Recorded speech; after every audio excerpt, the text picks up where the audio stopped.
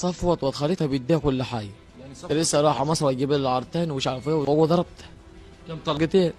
اللي في الصورة دي رحاب، ما تعرفش هتتعاطف معاها علشان مجني عليها ولا هتتعاطف مع الجاني. في سنة 2012 بإحدى قرى محافظة أسيوط، محمد واللي في الصورة ده أول ما بيرجع من شغله وبيدخل على البيت بيشوف أخته رحاب واللي عندها 18 سنة واللي أكبر منه بسنة واحدة بس، بيشوفها في علاقة غير شرعية مع ابن خالتهم صفوت، بيفضل يضرب فيه وينادي على أبوه أخوه الكبير سيد من بيتهم التاني. البيتين كانوا جنب بعض، فالعيلة بتوصل علشان يشوفوا حل للفضيحة دي، خصوصا بعد ما بيعرفوا إن رحاب حامل من صفوت. وبالفعل العيلة بيتجمعوا ويضغطوا على صفوت علشان يتجوز رحاب غصب عنه. وبعد الجواز رحاب بتعيش مع صفوت في بيت خالتها اللي كانت رافضة الجوازة. وبعد كام شهر جواز ولما رحاب خلفت الولد، للأسف الولد مات بعد أسبوع، ورحاب بترجع لبيت أهلها وبتقول لهم إنها اتطلقت. بتبدأ القصة برحاب من أسرة ميسورة الحال، يتيمة الأم، عايشة مع أبوها ومرات أبوها، ليها ولدين أخين، الكبير اسمه سيد ومتجوز ومخلف وعايش في بيت تاني. أما أخوها التاني محمد واللي أصغر منها بسنة، وكمان ليها أختين، الكبيرة متجوزة وعايشة ومستقرة في القاهرة، والتانية صغيرة وعايشة معاها في نفس البيت. للأسف من قلة الرقابة والرعاية الأم متوفية والأب والأخ الكبير موجودين طول اليوم في الشغل، فده أثر جدا على سلوك رحاب. رحاب بعد طلاقها عاشت في بيت أهلها مع أخوها محمد وأختها الصغيرة وأبوها ومرات أبوها.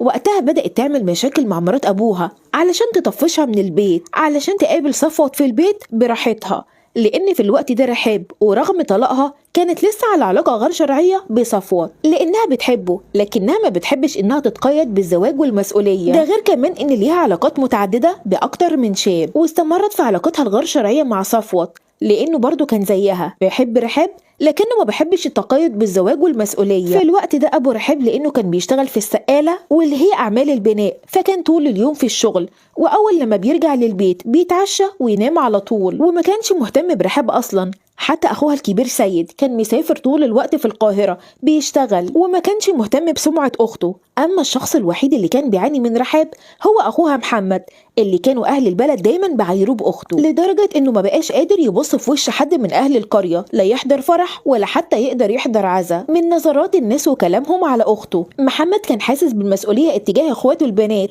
إنما الأب والأخ ما كانش في دماغهم. فرحاب بتستمر بعلاقتها بابن خالتها صفوت، وكمان علاقتها المتعددة مع الشباب سواء في القرية أو لما كانت بتسافر للقاهرة لأختها المتجوزة تقضي عندها أسبوع أو أسبوعين بحجة إنها بتزورها، لكنها كانت عاملاها حجة علشان تقابل الشباب وتدخل في علاقاتها الغير شرعية مع أي شاب يعجبها، لحد لما تخلص الزيارة وترجع تاني لقريتها. وفي يوم محمد بيكتشف بالصدفة إن أخته رحاب رابطة بطنها علشان تداريها، ولأنه عارف إن سمعتها مش ولا بد فواجهها إنها حامل ورابطة بطنها علشان تداريها. ورحاب بتقوله بالفعل إنها حامل، لكن حامل من حد هي ما تعرفوش، بس ما يقلقش هي هتتصرف وتنزل اللي في بطنها. محمد بيتضايق وبيزعق لها، فبتقول له انه ملوش دعوه بيها وبتعمل معاه مشكله كبيره جدا. وقبل ما اخوها وابوها يعرفوا باللي حصل بتلم هدومها وبتقرر انها تسافر للقاهره. وبعد سفرها وتحديدا بالليل لما الاب بيرجع من شغله محمد بيقول له على اللي حصل، لكن الاب ما بيهتمش. حتى اخوه الكبير سيد ما كانش عنده اي ردة فعل. في نفس الوقت ده رحاب لما نزلت القاهره راحت لاختها وطلبت مساعدتها، وبالفعل اختها ساعدتها وراحوا للدكتور ونزلوا اللي في بطنها، لكن اختها كانت تعبت من تصرفاتها خصوصا انها عايشه في بيت عيله. فالاخت اتصلت على اهلها وقالت لهم انها ما بقتش عايزه رحاب تجيلها القاهره لانها فضحتها من كتر مشيها الشمال مع الشباب، واهل جوزها بيتكلموا عليها. علشان كده رحاب بتسيب بيت اختها وتروح تقعد في بيتهم اللي موجود في القاهره، خصوصا ان دي ما كانتش اول مره رحاب تبقى حامل فيها من حد ما تعرفوش، دي تالت مره. وقتها اخوات رحاب محمد وسيد وابن عمهم بينزلوا القاهره علشان يشوفوا رحاب ويتكلموا معاها. وبعد زيارتهم دي وهم ماشيين كلهم في الشارع ومعاهم رحاب، في واحد من اللي رحاب تعرفهم اول لما شافها ماشيه مع الشباب واللي ما كانش يعرف انهم اخواتها وقفها وكلمها. وقتها رحاب اتحرجت وشتمته وانكرت معرفتها بيه، وبتقول لاخواتها انه واحد بيعاكسها، لكن الشاب ده ما فهمش تصرف رحاب وليه عملت معاه كده فشتمها. طبعا اخوات رحاب اتضايقوا واتدخلوا وحصلت مشكله كبيره جدا بين الشاب واخوات رحاب سيد ومحمد وابن عمهم، ومع تطور الخلاف بيضربوه بالشومه وبيموت. بعد المشكله دي اهل رحاب بيروحوا لاهل الشاب علشان يقدموا الديه، وبالفعل أهل الشاب بيوافقوا على تنازل مقابل الدية 380 ألف جنيه، وده كان مبلغ كبير جدا وقتها. فأهل رحاب قرروا إنهم يبيعوا بيتهم اللي موجود في القاهرة اللي كان مكون من 3 ادوار، وكمان باعوا الارض بتاعتهم اللي في اسيوط. خساره البيت والارض اثرت جدا في محمد، بعد ما كانوا اصحاب املاك ما بقاش عندهم اي حاجه، وكان متضايق جدا من رحاب. ورغم كده محمد حاول انه يحتوي اخته ويمنعها انها تكمل في الطريق اللي ماشيه فيه. ده غير كمان انه كان خايف على اخته الصغيره انها تتعلم من رحاب المشي الشمال. وفي الوقت ده رحاب كانت طفشت مرات ابوها من البيت، وبقى محمد بيضغط على نفسه في الشغل بعد ما خسروا املاكهم، وكان بياخد كل يوم اجره يوميه كان بيطلع منها 15 جنيه مصاريف لرحاب. اما اخته الصغيره كان بيديها 10 جنيه مصاريف ايدها، وده كان مبلغ كبير في عام 2012. وبقى محمد متحمل مسؤوليتهم بالكامل، وبقى هو اللي يجيب كل طلبات البيت.